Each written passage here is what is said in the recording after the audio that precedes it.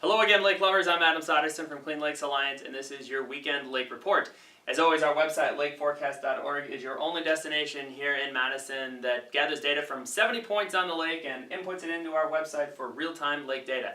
Now, for the weekend report, it is going to be windy, windy, windy. We have had really strong winds. We've had winds 18 to 20 miles an hour, which would be great for sailing, maybe some kite surfing, maybe a little windsurfing.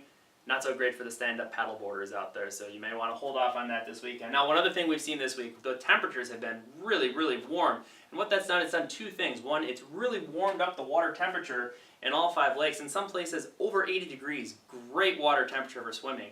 One other thing it's done is that it's really hard for the invasive spiny water flea to live in water temperatures above the mid-70s. Now, the spiny water flea, of course, preys on our friend the algae-eating Daphnia, which is responsible for clear water. So because the water temperature has risen, the spiny water flea is starting to recede, which means we're seeing water clarity levels come up a little bit.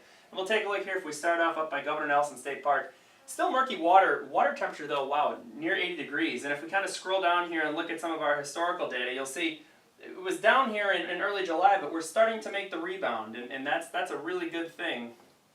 Again, that murky water, but great temperature. The same story really over on Lake Monona here, just north of B.B. Clark Beach.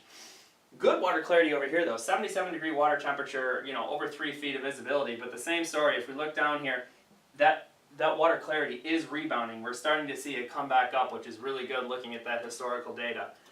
If we go just a little bit further down the water chain, we kind of come down here to Lake Kaganza State Park. Murky water, but look at that water temperature. Over 80 degrees, 82, really, really warm. Over a foot of visibility, of water clarity actually. And again, if we look at that historical data, this is always kind of a murky lake, that shallow lake, but as you can see, clarity is improving even on Lake Kaganza. Now if we scroll back up and we go over to the smallest lake in the chain here, over to Lake Wingra. This is by Violet Beach, good water clarity, unbelievable, 4 feet of visibility, and again, 82 degree water temperature here in shallow Lake Wingra. Historically one of the better, the more clearer lakes, as you can see.